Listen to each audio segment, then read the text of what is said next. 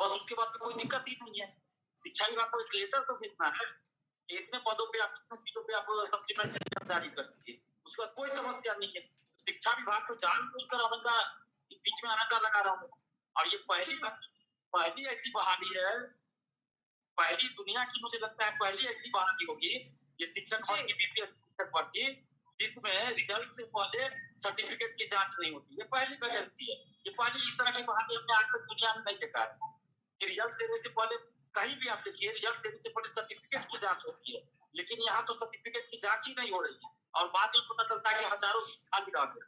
ये सरकार की सोची सबकी साजिश है, कुछ ऐसा तरकीब निकालो, ऐसा तरीका निकालो कि सीटें खाली रह जाए, फिर हम अगली बार वही सीट को जोड़ के वैकेंसी दे देंगे, हम कहेंगे कितना लाख वैकेंसी दे रहे हैं, लेकिन युवाओं को सही से नौकरी नहीं मिल रही, रोजगार नहीं मिल रहा है, कदम के बराबर मार्क्स रहने पर भी सड़क पे आज 6 महीना से भटक रहे हैं, सड़क पे 6 महीना से, 1-2 दिन से नहीं 6 महीना से लोग सप्लीमेंट्री रिजल्ट के लिए भटक रहे हैं, और इसमें हजारों ऐसे अभ्यर्थी है जिनकी उम्र समाप्त हो चुकी है, आगे वो टीआरई 4 में फॉर्म भी नहीं भर सकते।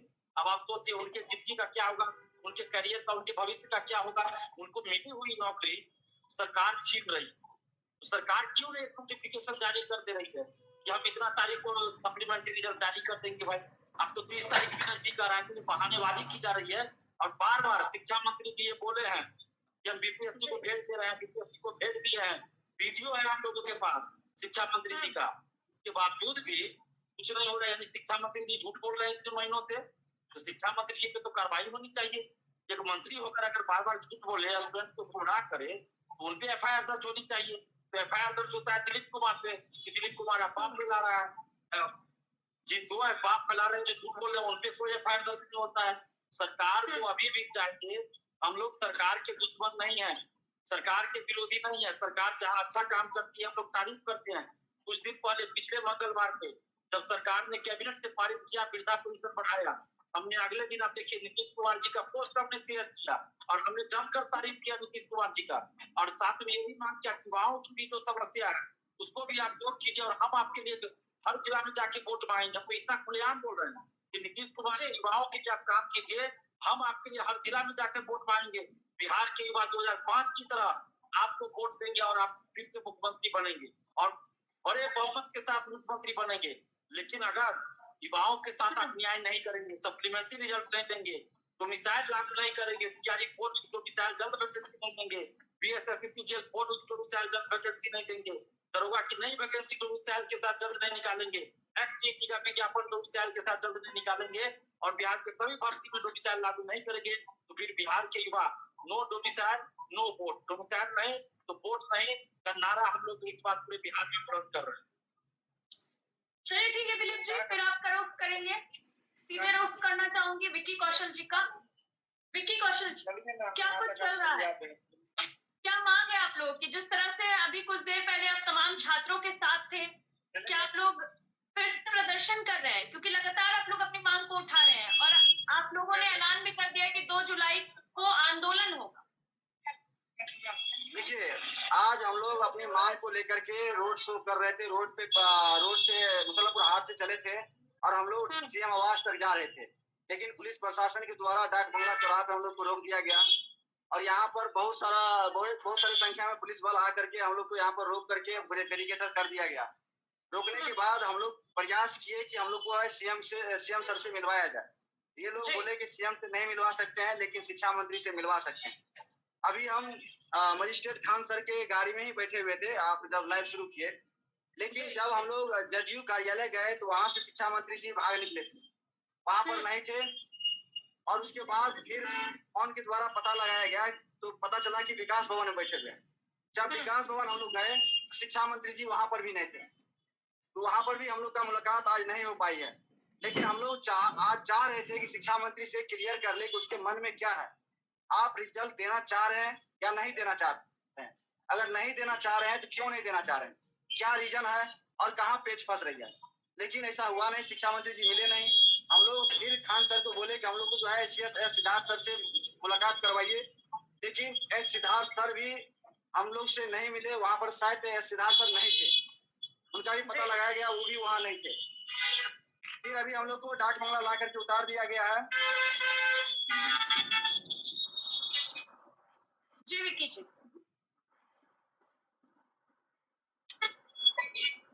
चलिए ठीक है, शायद कोई टेक्निकली जी चलिए ठीक है विकी जी, सीधे रुख करना चाहूंगी डॉक्टर अनुज कुमार तरुण जी का। डॉक्टर अनुज जी, जिस तरह से प्रदर्शनकारी छात्रों को सुनने में सरकार कहीं ना कहीं नाकाम हो रही, क्यों, आखिर ऐसा क्यों हो रहा है, क्या कमी? देखिए सभा जी, मैं विद्यार्थियों को सुन रहा था, दुख के साथ कहना पड़ रहा है कि हम आजाद भारत में लोकतांत्रिक व्यवस्था में जी रहे हैं, लेकिन इस लोकतंत्र में हमारे विद्यार्थियों की जो दशा है, जो पीड़ा, उसको सुनने वाला कोई नहीं है। ये बच्चे क्या मांग कर रहे हैं? एक सप्लीमेंट्री रिजल्ट की तो बात कर रहे हैं। सप्लीमेंट्री रिजल्ट इसलिए भी मांग कर रहे हैं क्योंकि भाई कोई भी एग्जाम देने से पहले बच्चे लगातार मेहनत करते हैं, दिन रात पढ़ते हैं।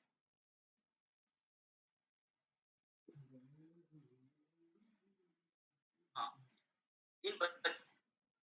इनका जो बैकग्राउंड है वो देखिए, आर्थिक स्थिति कितनी खराब होती है, कितनी मेहनत से पढ़ते हैं, इनके माता पिता पैसे के इंतजाम करते हैं, तैयारी करते हैं। लेकिन अभी दिलीप जी भी बता रहे थे, इसमें से कुछ ऐसे भी विद्यार्थी हैं जिनकी उम्र बहुत ज्यादा हो गई है, कुछ वर्षों में रिटायर कर जाएंगे। ऐसे में भी वो सप्लीमेंट्री रिजल्ट की मांग करें, इसमें कोई गलत नहीं है। अब सरकार क्यों नहीं सप्लीमेंट्री रिजल्ट जारी कर रही है, ये हर दिन बहाना क्यों बना रही है, ये चर्चा का विषय है।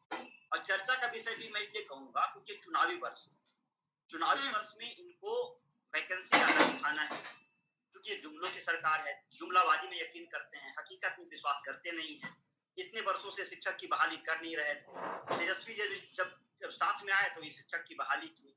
अब आने वाले चुनाव में इस सप्लीमेंट्री रिजल्ट जो 21,000 के लगभग में बाकी है, उसको वे फ्रेश दिखाना चाहते हैं और जनता के बीच में जाना चाहते हैं कि भाई हम दोबारा फ्रेश इतना सीट निकाल रहे हैं। तो ये बिल्कुल राजनीतिकरण है, ये दुर्भाग्यपूर्ण है। विद्यार्थियों के जीवन के साथ खिलवाड़ नहीं करना चाहिए। विद्यार्थी लगातार पढ़ाई कर रहे हैं, मेहनत कर रहे हैं, वो अपनी मांग, कोई जायज मांग कर रहे हैं, कोई अन्याय वाली मांग नहीं है। पर आप खुद बोलिए, पत्रकार हैं, उन बच्चों ने ऐसा कुछ मांग किया जो लोकतंत्र के विरुद्ध है और लोकतांत्रिक तरीके से मांग कर रहे हैं, उसमें पुलिसिया कार्रवाई कहां तक शोभा देता है बताइए? ये तो बिल्कुल तानाशाही सरकार हो गई और इसकी निंदा की जानी चाहिए। चलिए ठीक है डॉक्टर अनुज जी, फिर आपका रुख करेंगे, सीधे रुख करना चाहूंगी निशांत मिश्रा जी का। निशांत जी, समाधान क्यों नहीं निकल पा रहा है? आखिर छात्रों को आप लोग समझा नहीं पा रहे हैं या छात्र समझ नहीं पा रहे? पेच कहाँ फंस रहा है, क्या परेशानी है? देखिए सभा जी, सबसे पहले नमस्कार सभी को। आप देखेंगे कि छात्रों के मुद्दों को लेकर हम लोग हमेशा से संवेदनशील रहे हैं और हमारे नेता ने हमेशा से इस बात को कहा है कि छात्रों के भविष्य के साथ कोई भी खिलवाड़ नहीं होनी चाहिए। हम लोग इसको लेकर हमेशा से अपनी बात गठबंधन में रखते रहे हैं। आपको याद होगा कि बीपीएससी का जब एग्जाम हुआ था, उसमें भी हम लोगों ने इस बात को बहुत गंभीरता के साथ आदरणीय मुख्यमंत्री जी को भी पत्र, और आज जो स्थिति बनी हुई है तैयारी 3 को लेकर, पर उसमें भी स्पष्ट है कि जो भी बच्चों की मांग है उसको सरकार को गंभीरता से लेनी चाहिए। क्योंकि मैं ऐसा इसलिए कह रहा हूँ कि देखिए, मैं पूरी तरीके से प्रत्यक्ष रूप से सरकार का हिस्सा नहीं हूँ, सरकार को समर्थन है मेरा, लेकिन हमारा कोई रिप्रेजेंटेटिव सरकार में नहीं है बिहार में। हम सरकार के समर्थन में है और गठबंधन दल होने के नाते हमारा हमेशा यही कहना और हमारे नेता का यही कहना कि छात्रों के साथ जो भी चीजें हो रही है, सरकार को उसके साथ बैठनी चाहिए, छात्रों की एक टीम के साथ बैठनी चाहिए और बैठ के जो छात्र के हित में हो उसका हल निकालना चाहिए। चलिए ठीक है निशांत जी, फिर आपका रुख करेंगे, हमारे एसोसिएट एडिटर अमिताभ जी भी हमारे साथ जुड़ चुके हैं, तो ज्यादा जानकारी के लिए सीधे उनका रुख करना चाहूंगी। अमिताभ जी, छात्रों ने 2 जुलाई को आंदोलन का ऐलान किया है, बार बार छात्र सड़क पर उतर रहे हैं, प्रदर्शन कर रहे हैं, लेकिन कोई समाधान निकलता हुआ नजर नहीं आ रहा।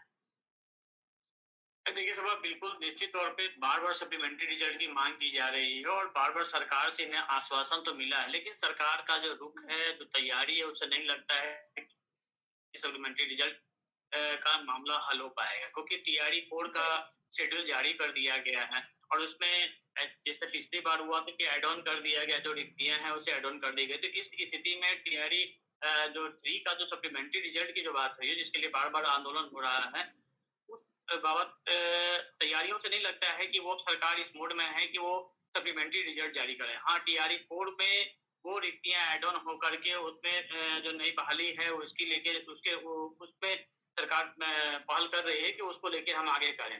देखिए, दूसरी तरफ लगातार हम लोग शिक्षा विभाग को लेकर सवाल उठाते रहे हैं कि जिस तरीके से शिक्षा विभाग शिक्षक बहाली से मुद्दा हो या फिर नियोजित शिक्षकों का मुद्दा हो या फिर जो तबादला नीति हो, लगातार एक्सपेरिमेंट पर एक्सपेरिमेंट कर रही है, जिसका नतीजा ये सामने आया। देखिए, कल ही शिक्षा विभाग का जो शिक्षक हैं उन लोगों ने घेराव किया था कि उनका कहना था कि जो तबादला नीति है उसमें कई प्रकार की गड़बड़ियां सामने आई हैं। अब बेतिया का ही मामला ले लीजिए कि जो उर्दू हिंदी पढ़ाने वाले शिक्षक हैं उनको मदरसा में तैनाती कर दी गई है, उनका मिशनरी जो कैथोलिक स्कूल है उसमें तैनाती कर दी गई है, इनका 5 किलोमीटर पे जिनका स्कूल था उनको 100 किलोमीटर दूर कर दी गई। कई तरह की ऐसी बातें आ रही हैं जो साफ तौर पर दिखा रही है कि कहीं ना कहीं शिक्षा विभाग ने पूरे विभाग को इन दिनों प्रयोगशाला बना दिया है। लगातार एक्सपेरिमेंट किया जा रहा है, दावे किए जा रहे हैं, लेकिन एक्सपेरिमेंट का सीधा खामियाजा कभी वो जो शिक्षक अभ्यर्थी हैं उनको भुगतना पड़ रहा है, जो शिक्षक काम कर रहे हैं उनको भुगतना पड़ रहा है। क्योंकि टीआरई 3 की जो सप्लीमेंट्री रिजल्ट की बात करें, देखिए विधानसभा का जब सत्र चल रहा था तब भी हंगामा हुआ था, कई बार इन लोगों ने शिक्षा मंत्री का घेराव किया था। शिक्षा मंत्री ने यहाँ तक कहा था कि उन्होंने बीपीएससी को प्रस्ताव भेज दिया है, लेकिन सवाल उठता है कि बीपीएससी बड़ा है या शिक्षा मंत्री बड़े हैं, क्योंकि अगर शिक्षा मंत्री ने प्रस्ताव भेज दिया था तो उस पर कार्रवाई क्यों नहीं हुई? वो फिर रिक्तियां आगे वाले जो टीआरई 4 में वो जुड़ के कैसे आ गई हैं? तो ये तमाम सवाल हैं जिसको लेके बड़ी असमंजस की स्थिति है, और इस क्रम में जो अभ्यर्थी हैं वो बार-बार सड़कों पे उतरने के लिए विवश हैं, और सरकार चुनावी साल है इसलिए निश्चित तौर पर इसमें विपक्ष के लिए तो बड़ा मुद्दा है। लेकिन सबसे बड़ी बात है कि इसमें जो अभ्यर्थी हैं उन्हें काफी परेशानियों का सामना करना पड़ रहा है, क्योंकि कई महिलाएं हैं जो इसकी अभ्यर्थी थी, जो आवेदक थी, उन्हें भी परेशानी हो रही है। तो इस दृष्टिकोण से देखें तो अब ये इनकी जो 2 जुलाई से है निर्णायक लड़ाई हो सकती है, क्योंकि अब सितंबर महीने से फिर आचार संहिता लग सकता है, उसके बाद सरकार की भी परिस्थितियां कुछ और होंगी। तो निश्चित तौर पर 2 महीने काफी अहम है इनके लिए भी, लेकिन हमें नहीं लगता है कि जो तैयारी सरकार की तरफ से हो रही है, जिस तरीके का स्ट्रेटजी अपनाया जा रहा है, उसमें सप्लीमेंट्री रिजल्ट जैसी कोई बात होगी। जी, चलिए अमिताभ जी, ठीक है, फिर आपका रुख करेंगे, सीधे रुख करना चाहूंगी निशांत मिश्रा जी का। निशांत जी, तमाम तरह के एक्सपेरिमेंट किए जा रहे हैं, क्या होगा बिहार का भविष्य? अगर इन्हीं सब चीजों में सब उलझे रहेंगे तो आपको नहीं लगता ऐसे में शिक्षकों का भी नुकसान होगा बहुत बड़ा, साथ ही साथ छात्रों का भी होगा?